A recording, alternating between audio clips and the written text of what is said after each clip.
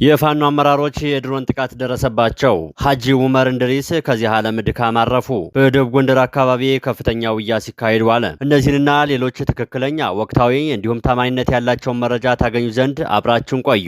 መፈንቅለ መጅልስ የተደረገባቸውና በአክራሪው ኦሮሞ ሙስሊሞች በጽንፈኛ የስልጤ ተወላጆች ሲገፉና ሲበደሉ የነበሩት ታላቁ አባት ሐጂ ዑመር እንድሪስ በመጨረሻም ከዚህ ዓለም ድካም ማረፋቸው ተሰምቷል። እነ ሙጂብ አሚኑን የመሰሉ ጸረ አማራና ግጭት ጠማቂ ጽንፈኛ ኃይሎች በሐጂ ዑመር እንድሪስ ላይ ወንበር በመወርወር ጭምር የግድያ ሙከራ አድርገውባቸው እንደነበር ይታወሳል። ለእስልምና እምነት ተከታዮች ብቻ ሳይሆን ለሁሉም ኢትዮጵያውያን የእርቅ የፍቅርና የሰላም አባት የነበሩት የቀድሞ የኢትዮጵያ እስልምና ጉዳዮች ጠቅላይ ምክር ቤት ፕሬዝዳንት ክቡር ዶክተር ሙፍቲ ሐጂ ዑመር እንድሪስ ባጋጠማቸው ህመም ሕክምና ሲደረግላቸው ቆይቶ በዛሬው ዕለት ከዚህ ዓለም ድካም አርፈዋል። ስለ ሰላም በመስበካቸውና ስለሚበደሉ ኢትዮጵያውያን ድምጽ በመሆናቸው በአክራሪ የኦሮሞ ሙስሊሞች በጽንፈኛ የስልጤ ተወላጆች እንደተጠሉና በዚህም ምክንያት ወንበር እስከ መወርወር የደረሰ ከዚህም የከፋ የግድያ ሙከራ ተደርጎባቸው የነበሩ ታላቅ አባት ሐጂ ዑመር በፕሬዝዳንትነት ይመሩት ከነበረው የኢትዮጵያ እስልምና ጉዳዮች ጠቅላይ ምክር ቤት በእነዚሁ አክራሪ ጽንፈኛ ኃይሎች ግፍ ተገደው እንደለቀቁ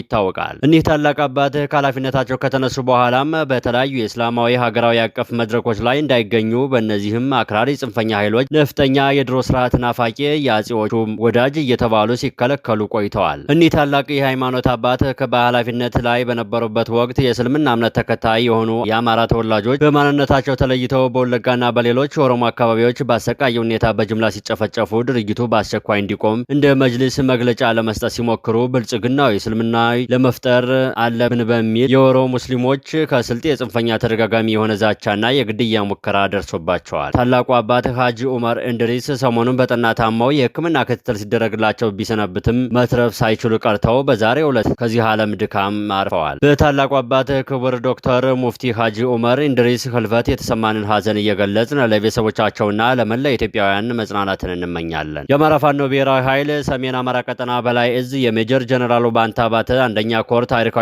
ጉኖ ክፍለ ጦር፣ ሜጀር ጀነራል ባንታ ባተ ተወርዋሪ ክፍለ ጦር፣ ጣና ገላውዲዮስ ክፍለ ጦርና ነበልባሉ ፎገራ ክፍለ ጦር በደቡባዊ ጎንደር ቀጠና ከፍተኛ ድል ተቀናጅተዋል። የሜጀር ጀነራል ባንታ ባተ አንደኛ ኮር ጉና ክፍለ ጦር አንበሳ ውስጥ የደንሳ ብርጌድ፣ አንዳቤት ብርጌድ፣ ሀገረ ቢዘን ብርጌድ፣ መቅደላ ብርጌድ፣ የኩና ክፍለ ጦር ቃኝና መሐንዲስ እንዲሁም የጉና ክፍለ ጦር አመራሮች እና የሜጀር ጀነራል ባንታ ባተ አንደኛ ኮር አመራሮች የተሳተፉበት አውደ ውጊያ ተደርጎ በጠላት ላይ ከፍተኛ የሆነ ሰብአዊና ቁሳዊ ኪሳራ ደርሷል። ዛሬም እንደ ትናንቱ ታላቅ ድል የፈጸሙት የጉና ክፍለ ጦሮች የስቴደንሳ ብርጌድ ከጠዋቱ 12 ሰዓት ጀምሮ ከአገዛዙ ዙፋን ጠባቂ ሰራዊት ጋር ፊት ለፊት የጨበጣ ውጊያ በማድረግ 3 የኮንክሪት ምሽግ በመሰባበር ጠላትን ሙሉ በሙሉ ደምስሰውታል። አውደ ውጊያው በስቴ መካኒዮስ ከተማ በደንጎልት በየቁራና ቄጣ አድማሱን አስፍቶ የተካሄደ ሲሆን በየቁራ ቄጣ እና ደንጎልት የፈረጠጠው ኃይል ሙሉ በሙሉ ተደምስሷል። በዚህ አውደ ውጊያ የሀገረ ቢዘን ብርጌድና የአንዳቤት ብርጌድ አንድ ሻለቃ በጋራ ተሳትፈዋል። የጉና ክፍለ ጦር አመራሮችና የኮር አመራሮች በጋራ በመሆን አውደ ውጊያውን የመሩት ሲሆን የስቴደንሳ ብርጌድ የሀገረ ቢዘንና የአንዳቤት ብርጌድ አመራሮችም ውጊያውን በጥበብና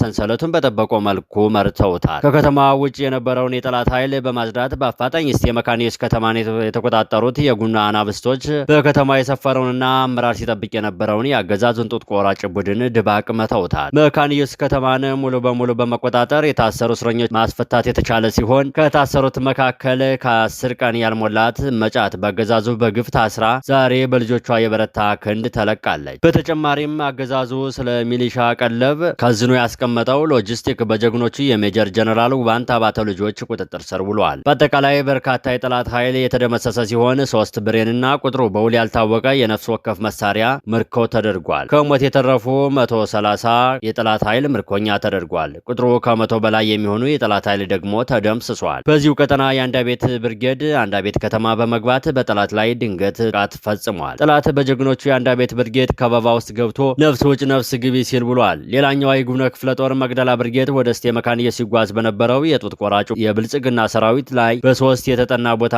ደፈጣ በመጣል አብዛኛው ኃይል ሙትና ቁስለኛ ማድረግ ችለዋል። በተጨማሪም በጋሳይ ከተማ በመግባት በርካታ የሚሊሻ ኃይል በመደምሰስ ቀሪውን ደግሞ ምርኮኛ ማድረግ ችለዋል። በሌላ መረጃ የሜጀር ጀነራል ባንታ ባተ ተወርዋሪ ክፍለ ጦር የጣና ገላውዲዮስና የነበልባሉ ፎገራ ክፍለ ጦር ከደራ ሙሲት ከአርብ ገበያ ከተማ በመውጣት ወደ ስቴ መካኒዮስ ጉዞ በማድረግ ላይ በነበረው የጠላት ኃይል እርምጃ በመውሰድ በአገዛዙ ጥምር ጦር ላይ ከፍተኛ የሆነ ሰብአዊና ቁሳዊ ኪሳራ አድርሰውበታል። ጀግኖቹ የሜጀር ጀነራል ባንታ ባተ ልጆች ከአርብ ገበያ የወጣውን ኃይል ድባቅ በመምታት ወደ መጣበት አሳፍረው መልሰውታል። በዛሬው ዕለት አውደ ውጊያ ከፍተኛ ድል የተገኘ ሲሆን ከሰሞኑ በአገዛዙ በጭካኔ የታረዱቶቻችን ደም ተመልሷል። በዛሬው አውደ ውጊያ አንድነት የታየበት ሲሆን የራስ ተራራው ጉና ክፍለ ጦር የጠላትን መንገድ በመዝጋት የጠላትን አቅጣጫ ማደናቀፍ ችለዋል። በተጨማሪም የጀነራል ኃይል የመለሰ ክፍለ ጦር በሰማዳ ወገዳ ከተማ በመግባት ታላቅ ድል ፈጽሟል። በመጨረሻም የፋኖ አመራሮች የድሮን ጥቃት ደረሰባቸው። በምስራቅ አማራ ቀጠና ሰሜን ወሎ ዞን የፋኖ ከፍተኛ አመራሮች በመኪና ተጭነው ሲሄዱ